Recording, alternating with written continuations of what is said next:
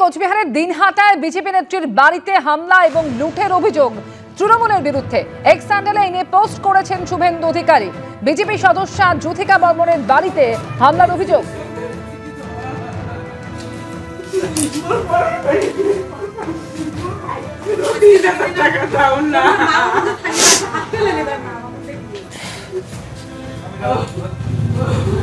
ভাই ভালো করে একটা ভিডিও করি পারছেন না, আমার বল শক্তি নাই।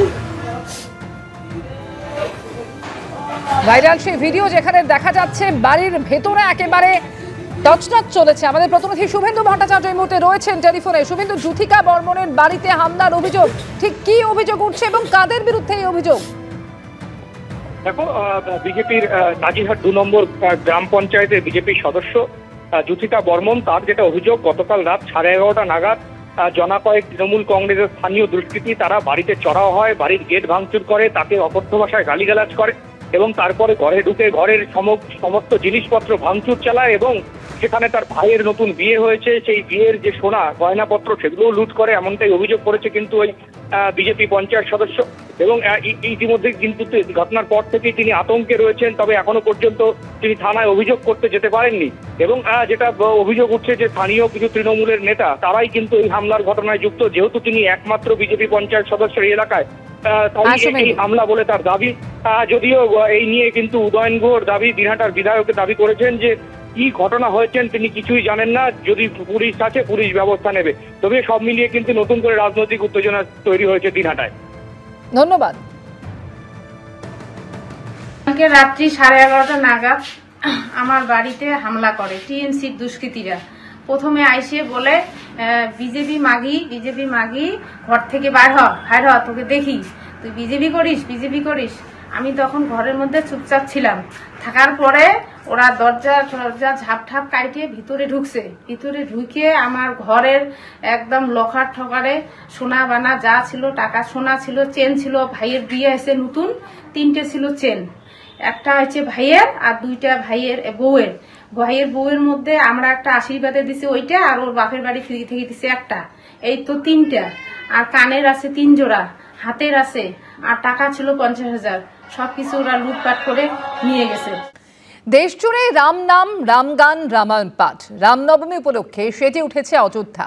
আজ সকালে হবে রামলালার অভিষেক, দুপুরে হবে বিশেষ আরতি আর সূর্য তিলক, সন্ধ্যায় সরযূ পারে 2 লক্ষের বেশি প্রদীপ প্রজ্বলন হবে।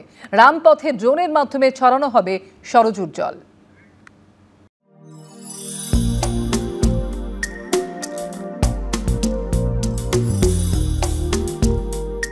মন্দির জুড়ে অপূর্ব ফুলের সাজ, সেজে উঠেছে রাস্তাঘাট। রামনবমী উপলক্ষে উৎসবের আমেজ অযোধ্যায়। আবেগ উচ্ছ্বাসে ভাসছে রামলালার মন্দির। অযোধ্যায় মহা সমারোহে রামনবমী পালনের আয়োজন করা হয়েছে। রবিবার সন্ধ্যায় সরযূ পারে 2 লক্ষেরও বেশি প্রদীপ জ্বালানো হবে। রামপথে ড্রোনের মাধ্যমে ছড়ানো হবে সরযূর জল। রামকথা পার্কে ভজন সন্ধ্যা ও সাংস্কৃতিক অনুষ্ঠানের আয়োজন করা হয়েছে। ত্রেতা যুগে অযোধ্যায় সূর্যবংশীয় রাজা দশরথ এবং রানী কৌশল্যার পুত্ররূপে চৈত্র শুক্ল নবমী তিথিতে ভগবান বিষ্ণুর 7ম অবতার রামচন্দ্র দুষ্টের বিনাশ ও শিষ্টের পরিত্রাণের উদ্দেশ্যে ধরাধামে অবতীর্ণ হন। তাই চৈত্র শুক্ল নবমী তিথি হিন্দু ধর্মের পরম পবিত্র রামনবমী তিথি নামে পালিত হয়। ইতিমধ্যেই অযোধ্যায় পৌঁছে গিয়েছেন অগণিত ভক্ত। রামলালার দর্শনের অপেক্ষায় লক্ষ লক্ষ পুণ্যার্থী। রামপথ ধর্মপথে দর্শনার্থীদের ভিড় নিয়ন্ত্রণে বেশ কিছু ব্যবস্থা নিয়েছে পুলিশ প্রশাসন। প্রশাসনের তরফে মন্দির চত্বরে চলছে বাড়তি নজরদারি। हर इंपॉर्टेंट प्लेसेस पे सीसीटीवी कैमरे लगे हैं, कुछ जगह विजिबल है, कुछ जगह इनविजिबल भी है। सुरक्षा के कारणों से बहुत सारी जगहों पर हमने सीसीटीवी कैमरे लगाए हैं। ड्रोन के माध्यम से भी हम लोग लगातार निगरानी रख रहे हैं। टीजर ड्रोन का भी इसमें हम लोग इस्तेमाल करेंगे। প্রচন্ড গরমের জন্য বিশেষ ব্যবস্থা নেওয়া হয়েছে। দর্শনার্থীদের জন্য ওয়ারেস, এছাড়া হনুমান গাড়ি সহ বিভিন্ন এলাকায় শেড ও বসার জায়গা করা হয়েছে। ভক্তদের কথা ভেবে মন্দিরে দর্শনের সময়ও বাড়ানোর সিদ্ধান্ত নিয়েছে ট্রাস্ট। মন্দির প্রাঙ্গণে ভিড় নিয়ন্ত্রণের জন্য থাকছে অতিরিক্ত কর্মী। এবিপি আনন্দ।